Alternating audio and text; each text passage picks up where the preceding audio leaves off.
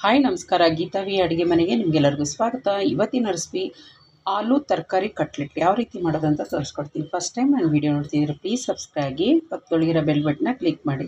ಬನ್ನಿ, ಇವತ್ತು ನಾವು ಆಲೂ ಕಟ್ಲೆಟ್ ಮಾಡೋಣ. ನಾನು 3 ಆಲೂಗಡ್ಡೆ ಇತ್ತು ಮನೆ ಒಳಗಡೆ, ಅದನ್ನ ಇಟ್ಟಿರೋದು. ಅದನ್ನ ಈಗ ನಾನು ಮ್ಯಾಶ್ ಮಾಡ್ಕೊಳ್ಳೋಣ. ನೋಡಿ, ಆಗಿದೆ, ಚೆನ್ನಾಗಿ ಮ್ಯಾಶ್ ಮಾಡ್ಕೊಂಡಿದ್ದೀನಿ.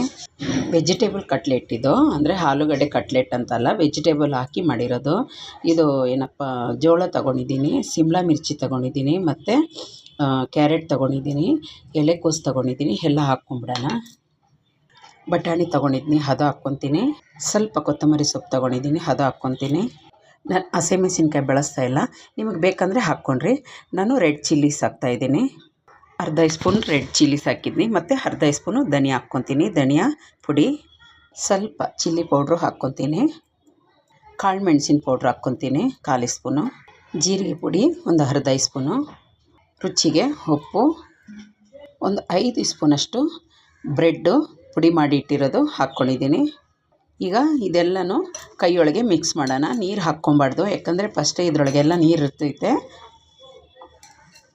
ಚೆನ್ನಾಗೆ ಮಿಕ್ಸ್ ಮಾಡ್ಕೊಳ್ಳೋಣ. ನೋಡಿ, ಒಂಚೂರು ನೀರು ಬೇಡ. ನೋಡಿ ಎಷ್ಟು ಚೆನ್ನಾಗಿ ಅದೇ ಟೈಟಾಗಿ. ಬ್ರೆಡ್ ಯಾಕೆ ಹಾಕೋದಂದರೆ, ಒಂದು ಬ್ರೆಡ್ಡಿನ ಪುಡಿ ಒಂದು ವೇಳೆ ಈ ತರಕಾರಿ ಒಳಗೆಲ್ಲ ನೀರಿದ್ದರೆ ಹಾಗಾಗಿ ಅದು ಗಟ್ಟಿ ಬರಲಿಕ್ಕೋಸ್ಕರ, ಮತ್ತು ಅದೊಂದು ಇದು ಒಳ್ಳೆ ಟೇಸ್ಟನ್ನು ಕೊಡ್ತೈತೆ, ಅದರಿಂದ ಹಾಕ್ಕೊಂಡಿದ್ದೀನಿ. ನೋಡಿ ಆಗಿದೆ. ಇದನ್ನ ಒಂದು ಬದಿಗಿಡೋಣ. ಎಲ್ಲ ಮಸಾಲೆ ಎಲ್ಲ ಹೊಂದ್ಕೊತೈತೆ. ಒಂದು ತಟ್ಟೆ ಇಟ್ಟು ಅದರೊಳಗೆ ಬ್ರೆಡ್ಡಿನ ಪುಡಿ ಹಾಕ್ಕೊಳ್ಳೋಣ ಹತ್ತಲಿಗೆ.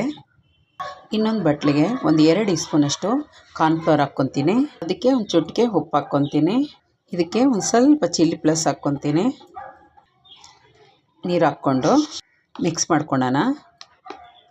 ತೀರಾ ನೀರು ಇರಬಾರ್ದು, ತೀರಾ ಗಟ್ಟಿನೂ ಇರಬಾರ್ದು, ಅದಕ್ಕಿರಬೇಕು. ರೆಡಿ ಇದೆ. ಈಗ ಸ್ವಲ್ಪ ತೊಗೊಂಡು ನಮ್ಗೆ ಯಾವ ಸೈಜಲ್ಲಿ ಬೇಕೋ ನೋಡಿಕೊಂಡು ಉಂಡೆ ತಗೊಂಡು ಈ ಸೈಜಲ್ಲಿ ತಗೊಂಡು ಹೀಗೆ ಹೊತ್ಕೊಳ್ಳೋಣ. ನೋಡಿ, ಈ ಸೈಜ್ ಒಳಗಿರಲೆಲ್ಲನೂ ಅದೇ ಥರ ತಿರ್ಗಾ ಎಲ್ಲನೂ ಅದೇ ಥರ ಮಾಡ್ಕೊಂಬಿಡೋಣ. ನೋಡಿ, ಎಲ್ಲನೂ ಈ ಥರ ಮಾಡಿ ಇಟ್ಕೊಂಡಿದ್ದೀನಿ. ಒಂದು ನಾನ್ ಸ್ಟಿಕ್ ತವ ಇಟ್ಬಿಟ್ಟು ಅದರೊಳಗೆ ಒಂದು 4-5 ಸ್ಪೂನಷ್ಟು ಎಣ್ಣೆ ಹಾಕಿದ್ದೀನಿ. ಬಿಸಿ ಆಗ್ಲಿಕ್ಕೆ ಇಟ್ಟಿದ್ದೀನಿ. ಈಗ ಇದರೊಳಗೆ ಲೈಟಾಗಿ ಹಿಂಗೆ ಹೊತ್ಕೊಬೇಕಾಗ್ತೈತೆ. ಆಮೇಲೆ ಇದೇ ಥರ ಬ್ರೆಡ್ ಒಳಗೂ ಅಷ್ಟೇ. ನೋಡಿ ಆಗಿದೆ. ಈ ಥರ ಮಾಡಿ ಇಟ್ಕೊಳ್ಳೋಣ. ಕ್ಲೀನಾಗೆ ಕೋಟಿಂಗ್ ಆಗಬೇಕು ಎಲ್ಲ ಕಡೆನೂ. 2-3 ದಿವಸ ಆಯಿತು ಬ್ರೆಡ್ಡು ಯಾರೂ ತಿಂತಾಯಿಲ್ಲ ಅಂದರೆ ಈ ಥರ ಪೌಡ್ರ್ ಮಾಡಿ ಚೆನ್ನಾಗಿ ಒಣಗಿಸ್ಬಿಟ್ಟು ಈ ಥರ ಪೌಡ್ರ್ ಮಾಡಿ ಇಟ್ಕೊಂಡ್ರಿ, ಇಲ್ಲಾಂದರೆ ಬಿಸಿ ಮಾಡಿ ಚೆನ್ನಾಗೆ ರೋಸ್ಟ್ ಮಾಡಿ ಈ ಥರ ಪುಡಿ ಮಾಡಿ ಇಟ್ಕೊಂಡ್ರೆ ಯೂಸ್ ಆಗ್ತೈತೆ. ಈಗ ಒಂದೊಂದೇ ಇಟ್ಕೊಳ್ಳೋಣ. ಈ ಥರ ಮೀಡಿಯಮ್ ಉರಿಯೊಳಗೆ ಬೇಯಿಸ್ಕೊಳ್ಳೋಣ. ನೋಡಿ, ಈ ಥರ ತಿರುಗಿಸ್ಕೊಳ್ಳೋಣ ನಿಧಾನಕ್ಕೆ.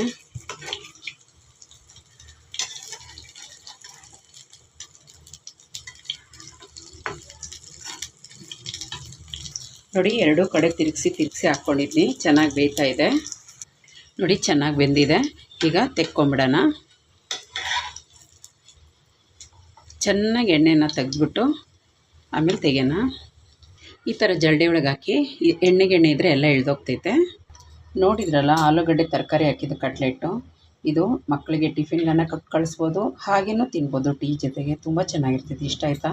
ಇಷ್ಟ ಆದರೆ ಪ್ಲೀಸ್ ಒಂದು ಲೈಕ್ ಕೊಡಿ, ಸಬ್ಸ್ಕ್ರೈಬ್ ಆಗಿ, ಪಕ್ಕದೊಳಗಿರೋ ಬೆಲ್ ಬಟನ್ನ ಕ್ಲಿಕ್ ಮಾಡಿ. ಥ್ಯಾಂಕ್ ಯು ನನ್ನ ವೀಡಿಯೋ ನೋಡಿದ್ದಕ್ಕಾಗಿ. ಬಾಯ್.